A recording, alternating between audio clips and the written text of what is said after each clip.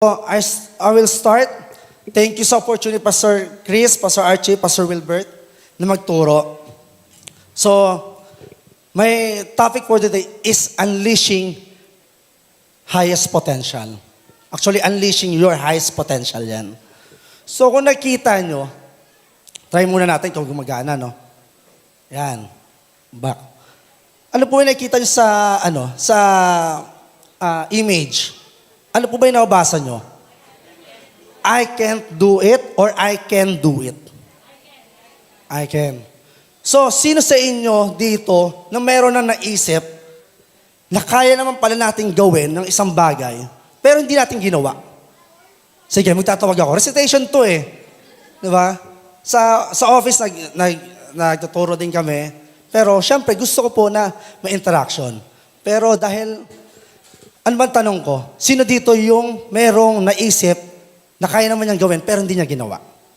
Naku, magtatawag ako. Ayaw nilang tumingin. Sige, tonton. Wala.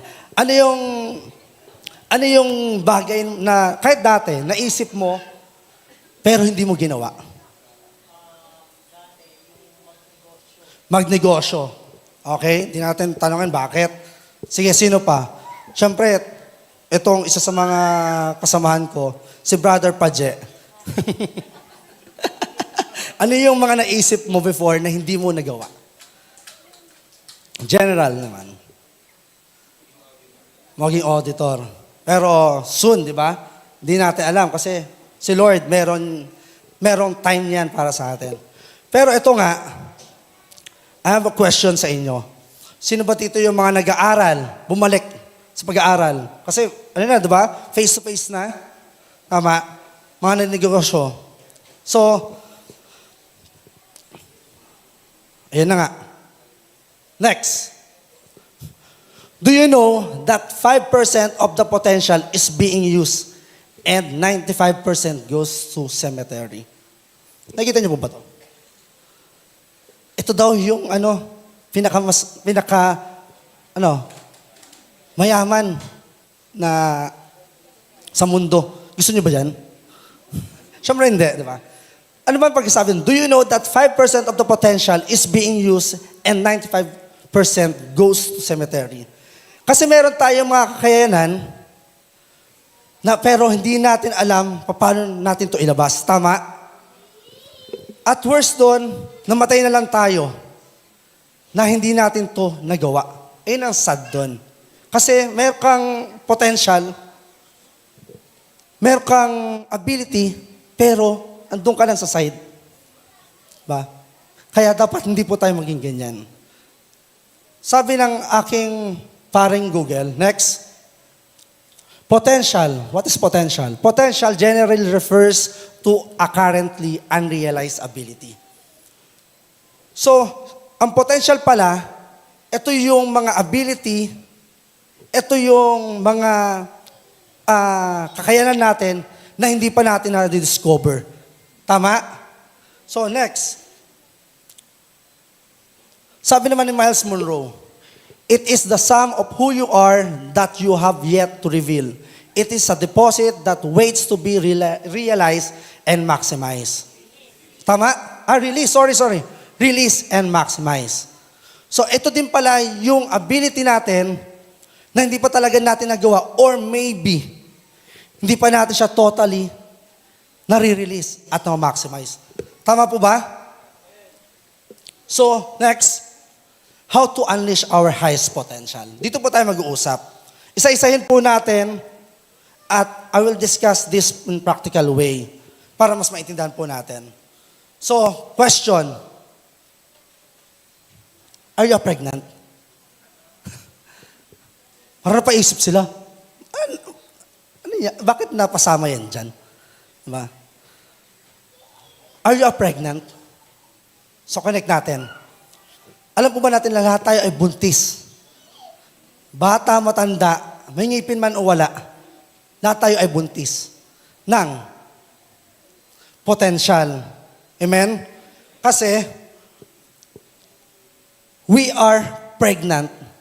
We are all pregnant with potential that we are about to give birth. Amen? Dapat ano tayo yan, i-claim natin yan. Kasi we have potential na dinadala. Hindi lang pala sa babae, kundi sa mga lalaki at mismo doon sa mga maliliit pa. So, ngayon, is number 1, you are carrying a potential. So all of us is carrying a potential na dapat natin ipanganak, dapat natin ilabas at palakihin. Amen? Each one of us has potential na meron tayong kakayanan or ability na dinadala. Tama po? So, men or women, young or old, are pregnant of potential and about to give birth of realization of our dreams. Tama? Like a pregnant woman, you have tiny embryo na dapat palakihin, dapat alagaan, at dapat ipanganak. The same way sa ating buhay, God has planted a seed. God has designed us uniquely. Amen? So meron si Lord na tinanim sa atin, sa buhay natin, na kailangan natin na ilabas. Ano ba yung seed na yon? Which is yung potential na tinatawag. Tama? So, we may think na yung embryo na yon is maliit or minsan malaki. Or sometimes, iniisip natin sa buhay natin na nag-iisip tayo na nanliliit tayo. Or minsan naman, tingin natin sa sarili natin is mataas or malaki. Pero most of the time, ang tingin talaga natin sa sarili natin is nasa baba. Lalo na pag meron tayong mga kasabay na matataas at mga galing. Tama? So, regardless of how small we think and feel, God did not design us to stay small. Because God wants us to be the head and not the tail. Amen? Ang galing eh. Kasi ang Lord, alam niya kung saan ba dapat tayo. Tama? Naniniwala po ba kayo doon? Na si Lord, hindi tayo dinesign para sa maliit lang. Kasi mga anak tayo ng Lord, amen? God designed us to be a better person. Actually, ito yung pinapaalala sa amin ng aming mentor sa one-to-one, sa Pastor Archie. Sabi niya sa amin, gusto ko maging better person kayo. At ganun din ang Lord. Gusto niya, maging better person tayo sa mata niya at sa iba, sa bawat isa. Kasi tayo ang pwede maging way para doon na madala sila. Tama? Amen? He designs us to be a better person, to give to share His gospel, and to be a living testimony. Amen? Next, sabi sa Proverbs 16:9, we make our own plans, but the Lord decides where He will go. Kahit na maliit pa tayo noon, o hindi pa tayo pinapanganak, alam ng Lord kung ano yung plano niya sa atin. Pero dapat, mas manguna ang Lord doon sa plano natin at pinaplano natin. Amen? And then, next, sabi nga sa Jeremiah 1:5, before I formed you in the womb, I knew you. Before you were born, I set you apart. I appointed you as a prophet to the nation. Naniniwala ba kayo doon? So, balik tayo doon sa illustration. Like a pregnant woman, you need to take vitamins para maging maayos yung baby. Maging healthy, tama po. Diba? At mas masigla, tama. At gusto natin, yung talagang parts ng body is makompleto. So we need vitamins, we need supplements para doon. However, to nurture and unleash our highest potential, we need to take some vitamins and supplements sa ating buhay. Such as hope, courage, perseverance, diligence, passion, and determination. At isa sa pinakamaganda doon, we need to follow the instruction from our Creator. Bakit?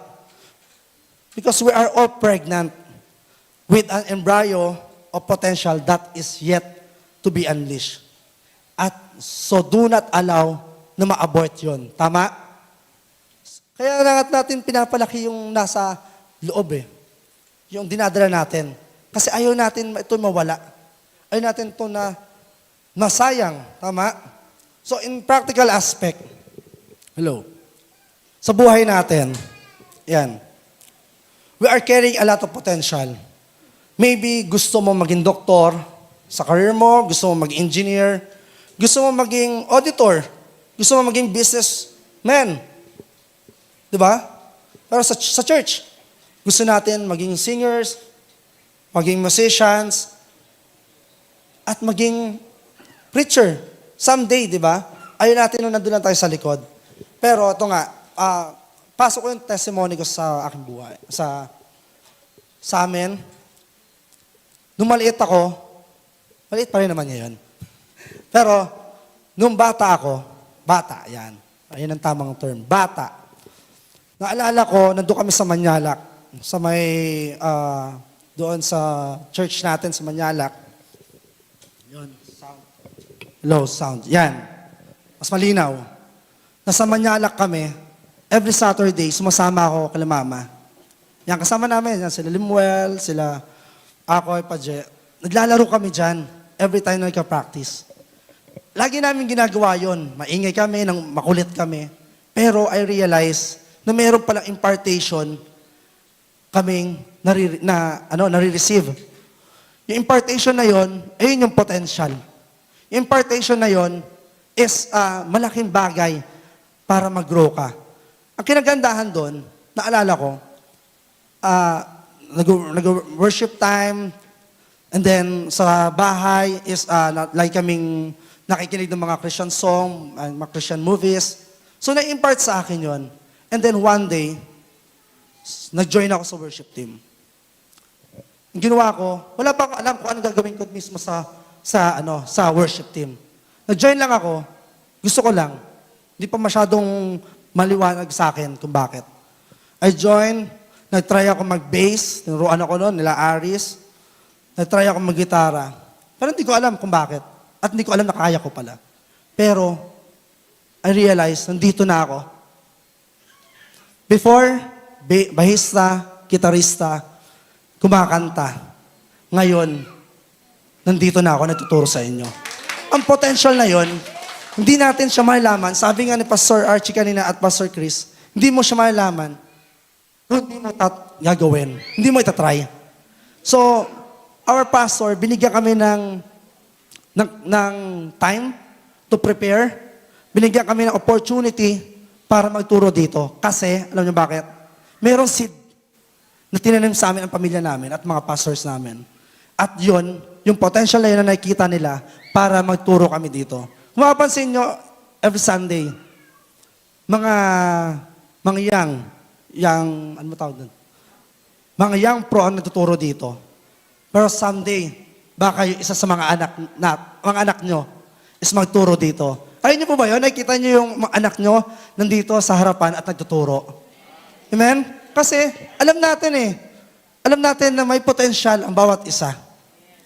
Pero ang kailangan natin is i-push sila.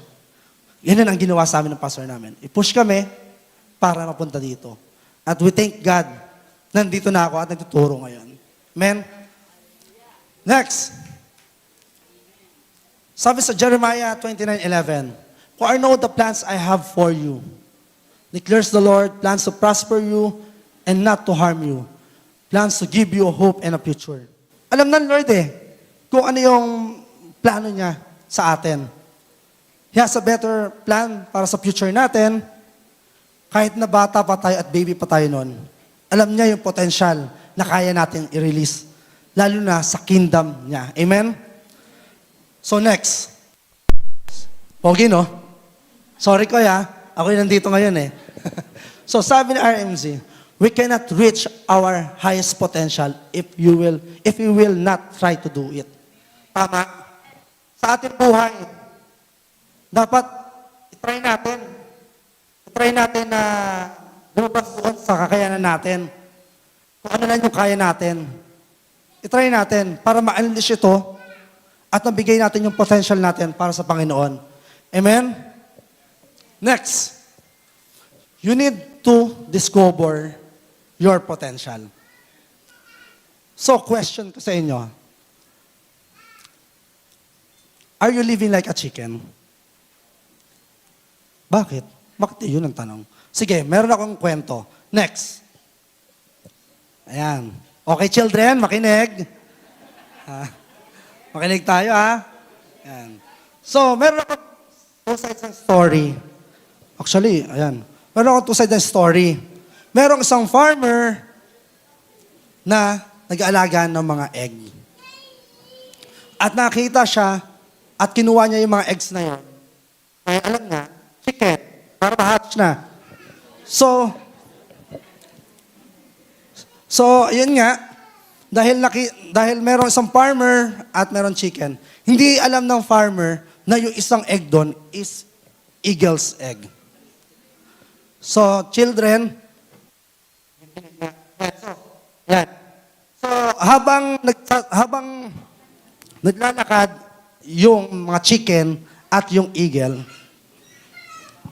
sound. Yan.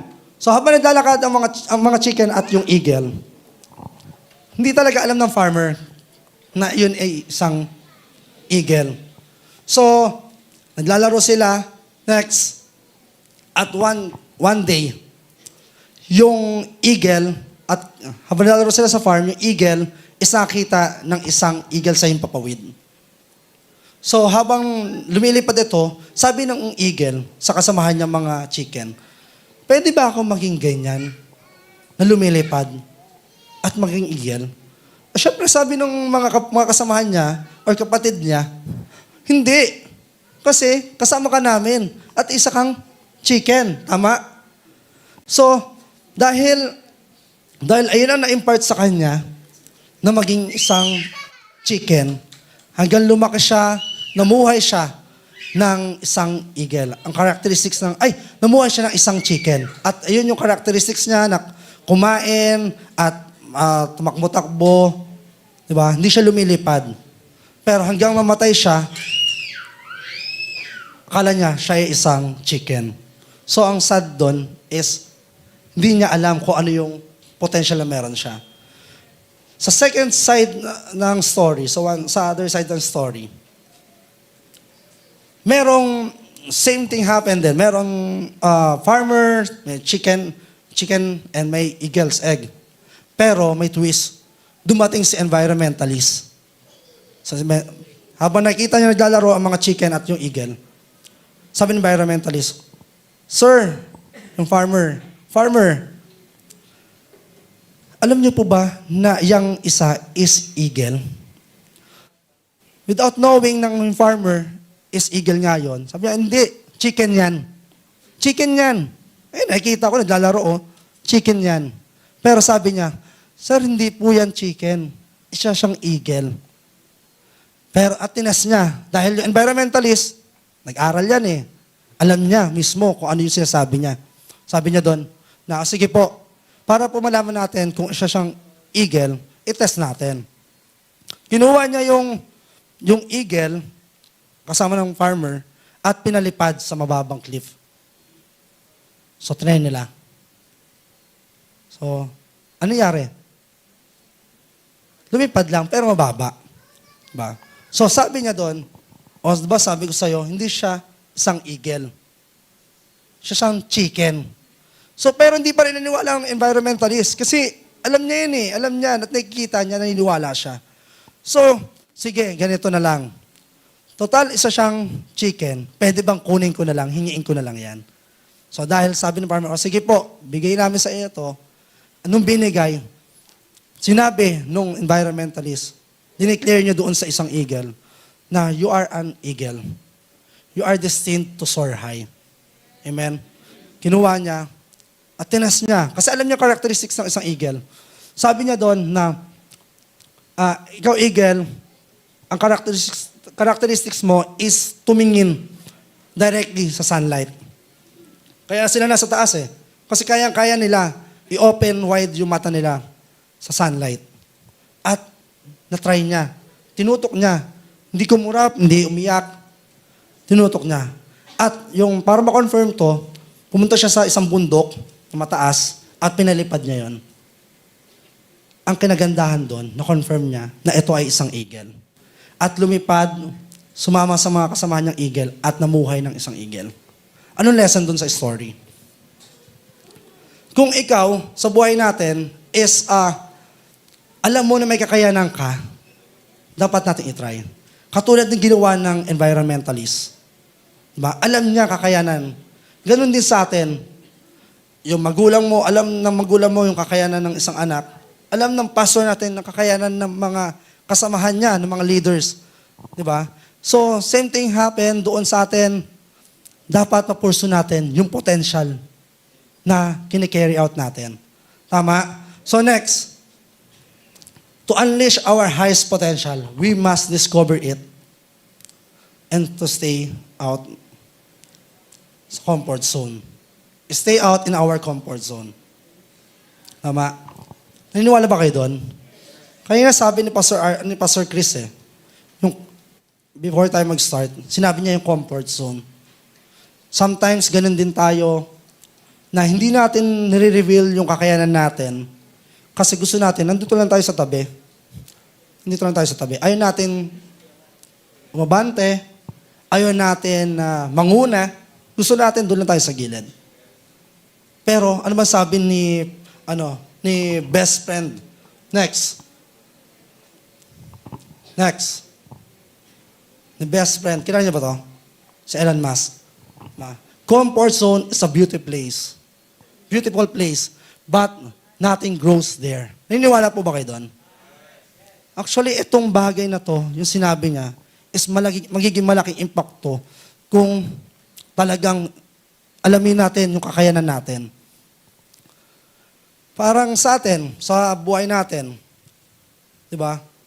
Gusto natin maging engineer, pero gusto mo nasa bahay ka lang. Gusto mo maging, driver. Pero, nakahiga ka lang. Gusto mo magtrabaho. Pero ang ginagawa mo, katuga. Diba?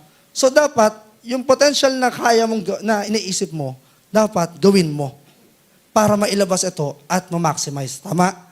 So, next, sabi nga sa Isaiah 40 verse 31, but those who hope in the Lord will renew their strength. They will soar on wings like eagles. They will run and not grow weary. They will walk and not be faint. We fly high on high journey of life. Naniniwala tayo doon na ang Lord kaya niyang i-equip tayo na katulad ng agila. Tama? God already planned our future. Maniwala tayo doon kasi God gave us the power and the strength to face the challenges. Kung ano yung sinabi doon ni Pastor Chris doon sa eagle kanina na example niya. Yung storm, diba? Ganun dapat tayo. Like an eagle, they can fly above the storm. God can do something bigger and better if you follow His voice. Tama? And believe, kung anong purpose talaga natin dito sa mundo. Like nung environmentalist, sinabi niya na siya isang eagle, sinabi niya doon, dineclare niya, you are destined to soar high like an eagle. Kasi naniniwala talaga siya na iyon ay isang eagle. So buhay natin, kailangan natin bigyan ang Lord ng space para i-bless tayo. Kailangan natin bigyan ng opportunity ang Lord para bigyan tayo ng grace. Kasi He can supply everything dito sa mundo. Tama? At sa mga challenges natin. So next, ang tanong, sino kayo dito? Who are you? Chicken daw. Chicken joy daw. Yan. Masarap daw. Dapat maging eagle tayo. Amen? Niwala ba kayo doon? Be like an eagle. Ang ganda ng worship time natin kanina. Di ba? Habang nag-worship tayo. Ano yan? Christ in me, di ba? Tapos, sabi sa chorus, it's no longer high. Kung ano yung inaano ng eagle, dapat maging ganun tayo. Sa bawat aspeto ng ating buhay, we need to soar high like an eagle. Amen?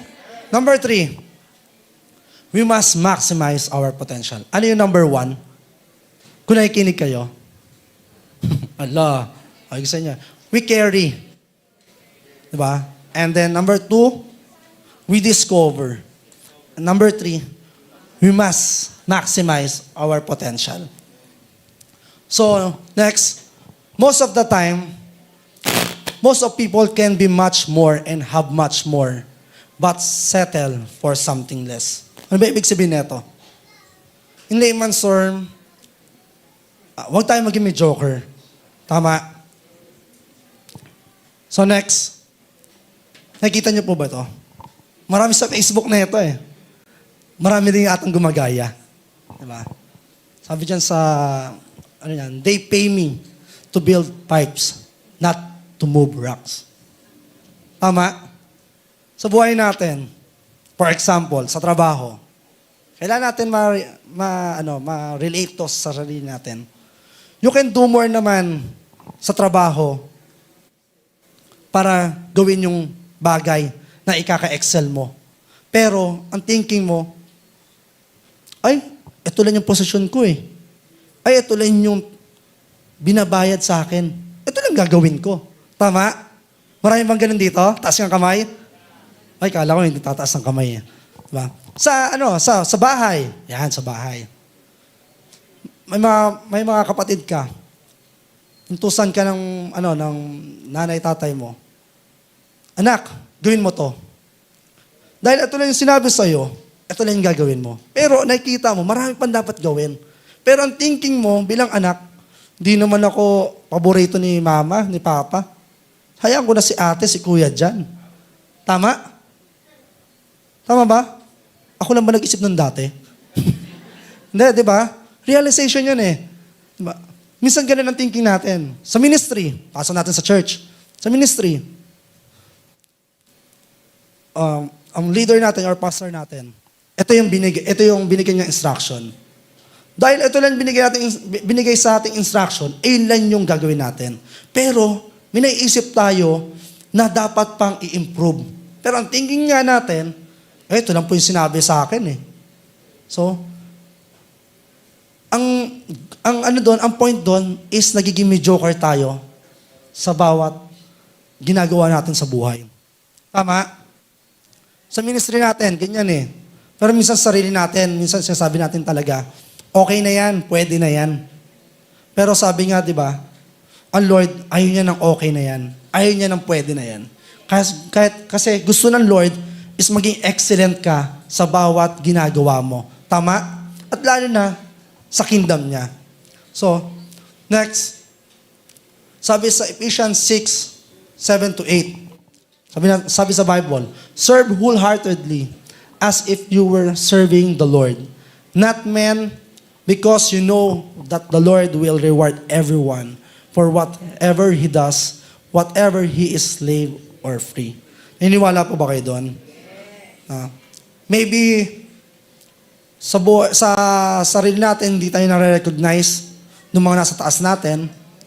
Sa office, minsan di tayo nare-recognize sa ginagawa natin.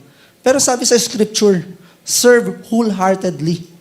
Gawin na natin yung pinapagawa sa atin ng maayos ang puso natin, nung walang iniisip na ikakasira at makaka-apekto sa ginagawa natin. Kasi sabi nga dito, the Lord will reward everyone for whatever he does. Amen? Next. Sabi sa Proverbs 15 verse 3, the eyes of the Lord are everywhere, keeping watch on the wicked and the good. Niniwala po ba kayo doon? Isipin natin talaga at dapat alam natin sa sarili natin na ang Lord, para yan CCTV, alam niya. Actually, mas matindi pa sa CCTV. Kasi kahit na ilang pader yan, alam ng Lord yan eh. Alam niya yung ginagawa natin, alam niya yung iniisip natin. Ganun ang Lord. Kaya dapat maging aware tayo at gawin natin yung karapat-dapat. Tama? Next. Sabi na naman ni RMZ, do not settle for something less or maybe mediocre. or be mediocre. We need to maximize our potential and let us work with passion, excellence, and dedication. Bakit? Kasi ayan ang mga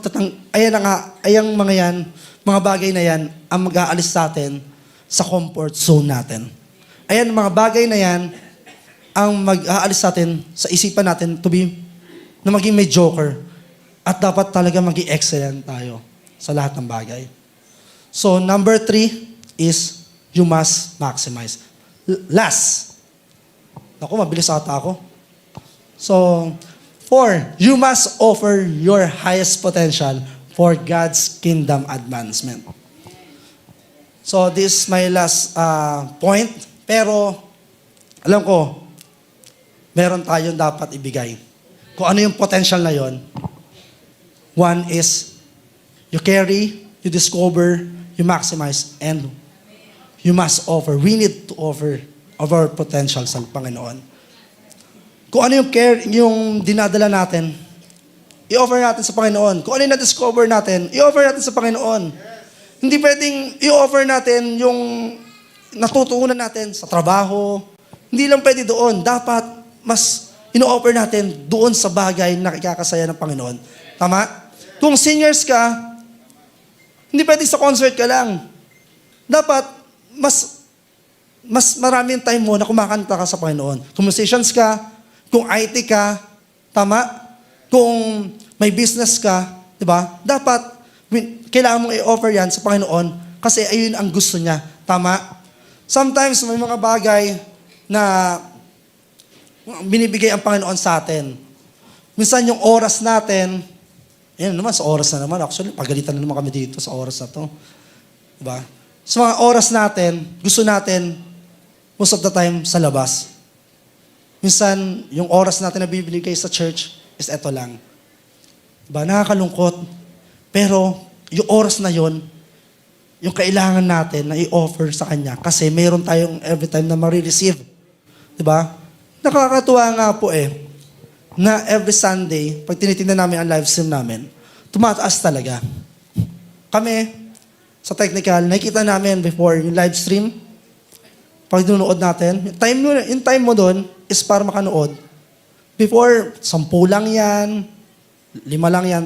Ngayon, marami na tayong ibang kasamahan na wala dito sa church, na nanonood. Kasi in-offer nila yung time nila para maka-nurture kung ano yung mga kailangan natin every Sunday. Para doon sa buong linggo, tama, na kailangan natin. For example, you have talents or meron kang skills na mas ino-offer sa labas. Pero hindi natin naisip minsan na kaya ba natin ito i-contribute sa Panginoon. Actually, na-realize ko to nung nakaraan habang inaayos namin to. Sa office, ang ginagawa ko, nag-livestream kami. Way back 2019, alam ko, 2019, wala tayong ganun dito. Pero sabi ko, sarili ko nun, Lord, paano ko ba ito mailagay sa church? Kinausap namin si Pastor Chris, Pastor Archie, Pastor Wilbert, na kung pwede ba natin to magamit. Pero ang kagandahan nun, inopen ng Lord yung platform na yon dahil meron palang pandemic na darating. Diba? Ang saya Kasi alam ng Lord yung plano. At yung plano na yon, once na grinab mo, tuloy-tuloy. 2019, nag-set up tayo ng live stream. 10, 5, wala nanonood, konti lang. Pero, yun pala, yung time na yon is step by step. Para mapaprepare tayo sa live streaming pagdating ng pandemic. Diba? Nakakatuwa kasi sa malait na bagay na ginagawa natin sa labas, dapat may offer natin sa loob. Hindi lang dahil sa hindi dahil sa nalaman namin ito, kundi gayon din sa inyo. Kung ano yung tingin nyo na pwede natin i-contribute at i-offer sa Panginoon. Push. Kausapin yung mga leaders nyo. Pwede ba tong ganito? Pwede ba tong ganito? Kasi ang goal natin is mapalago kung ano yung magiging sistema ng church natin. Ngayon, live streaming, isa sa mga platform na kailangan natin. Every time na nag-drive ka, you can do watching sa live stream. Tama? Lahat ng churches na-adapt yung live streaming. Even yung SCB, di ba, napakalaking bagay. Meron daily live stream. Kami nga, yan nga, sa oras nga eh. Di ba? Sa daily live stream, sobrang hectic ng schedule niya. Alam nila Pastor Archie, yun ang Eugene. Nakatulog kami, madaling araw na, pag merong mga hindi na edit na videos para ipalabas namin ng hapon, alas 5. Pero sabi, minsan kami, syempre napagod din kami, pero sabi nila sa amin, ano tayo, meron siyang sinabing word, sininang Eugene nun na, mag-stretch tayo. Tayo ang mag-adjust, yes, mag-adjust. Kasi, hindi to pwede maputol dahil nandun sa ayaw natin. Dahil na tinatama tayo, dahil na wala na tayong oras. We need to adjust. Pero ang kagandahan nun, yung mga pagod na yan, nagiging wala na yan sa amin. Kahit na alauna, alas 2, madaling araw, yung mga gumagawa ng PowerPoint na yan, kala nyo napakadali niyan, ikaw mag-iisip niyan. Diba? Pero, by the grace of God, yung potential na ginagawa ng bawat isa ng mga nasa ministry ngayon is napakalaking bagay. Diba? Yung paggawa ng power presentation sa mga teaching ni Pastor, sobrang sa ulo niyan. Kasi kailangan mo mag-isip ng bago at ng bago. Kasi gusto natin maging excellent yung ginagawa natin at para doon sa gagawin ng ating pastor. Diba? Masaya kayang makita yung ginagawa mo. Diba? Yung ginagawa mo is ginagamit ng ating pastor. Tama? Nakita natin si pastor nag-preach. Uy, gawa ko yan Diba? Napakasarap sa feeling nun. Pero eto nga, to end my presentation, eto na. Diba? Next muna. Sabi nga dun sa Hebrew 10, verse 35, to 36. So do not throw away your confidence. It will be richly rewarded. You need to persevere so that when you have done the will of God, you will receive what? He has promised. Naniwala po ba kayo na lahat sa atin mayroong pinangako ang Lord? Kahit saang aspeto, may pangako sa iyo Lord. Pero yung pangako na yan, hindi mo yan mag-grab kung di ka susunod. Tama? Kasi dapat nating sundin yung path na para saan tayo. Dahil in the end, ang Lord, hindi ka hayaan na wala kang ma-receive. Kasi He is faithful. Amen? Next. If you fully obey the Lord your God and careful follow all His commandments, I will give you today that the Lord your God will set you high above all the nation on earth. All the blessings will come upon you and accompany you if you obey the Lord your God. Sabi dyan sa Deuteronomy 28 verse 1. If you fully obey the Lord your God, di ba? Dapat ready tayo kung ano yung pagsubok man na madadaanan natin. Kasi yung blessings na yan, darating na lang yan. Diba? Yung blessings na yan, marireceive na lang natin yan once na tuloy-tuloy tayo sa pag-obey at pagsunod sa Panginoon. We need to submit our self, our mind, our strength sa Panginoon. Bakit? Dahil, di ba, sa lahat ng ginagawa natin, siya ang dahilan kung ano yung ilalabas natin. Siya ang nagbibigay. Amen?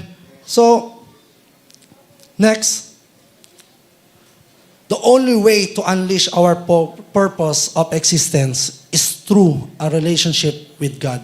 Unleashing our highest potential requires that we continually seek Him, and through His word and prayers, He will understand His purpose to us. before I end. Gusto kong sabihin yung testimony na to. Ito na nga, exciting part. Dahil gusto kong ilabas. Kasi, testimony ko, sabi nga Pastor Chris kanina, meron siyang alam dun sa testimony ko. Which is yung number 4, yung offer. Prayer ko, lahat ng kapatid ko, mag-involve sa ministry. Ayaw ko na ako lang, ayaw ko na nandito lang ako, lagi nakikita, or nasa likod, or nagpapagamit sa Panginoon. Sabi ko, prayer ko talaga nun, alam na asawa ko yan, na tulungan mo akong mag-pray na ang mga kapatid ko is mag-involve sa ministry.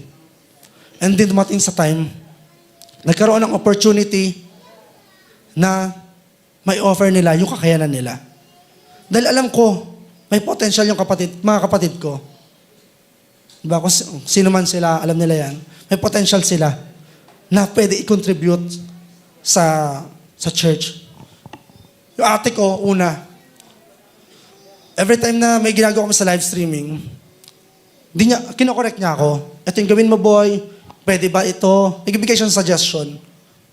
Or one day, sabi ko, Te, what if itong binibigay mong suggestion, ito yung pinapakita ng Lord na i-contribute mo sa isang ministry. We have SOCMED. Sabi ko, Te, yung ganyan thinking is malaking bagay sa isang ministry. At nakakatuwa doon, inaccept niya kung ano yung dapat niyang i-offer sa Panginoon. Yung skills and ability niya na ginagawa niya sa business nila, na-apply niya dito sa church natin, sa social media natin, sa live stream natin. Ganyan din, isang kapatid ko, bunso namin, dati, isa siya sa mga makukulit dito. Di ba? Isa siya sa mga kinakainisan. Kasi, ang gulo nga talaga. Pero, eto na, tumanda siya, nagkaroon ng isang meeting or isang seminar sa Goshen at doon binigay ang potential ng Panginoon sa kanya. Tulid sa technical, yung mga kaya niya, minaximize niya, inunleash niya. Isang kagandahan doon na nagagamit na dito. Kung ano man yung mga nakikita nyo dito, dahil lang sa team ng technical. Dahil everyone is nag-offer ng skills at potential nila sa ministry natin. Pero mayroon pa ako isang kapatid. Pinag-pray namin. Sabi ko, kung yung dalawa, nag-minister na, imposible yung isa may iwan. Diba? Kaya sabi ko, tatlo tayo.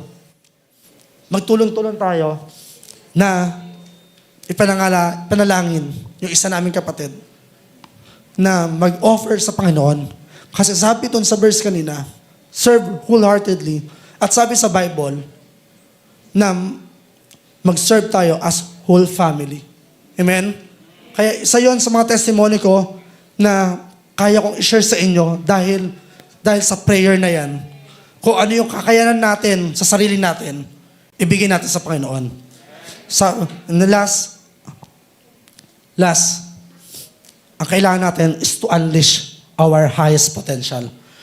We need to carry, discover, maximize, and offer our potential para sa Panginoon. Amen? Thank you so much po sa time. At alam ko, medyo dramatic. Pero I hope meron kayo nakuha. Hallelujah. Thanks so much. God bless po.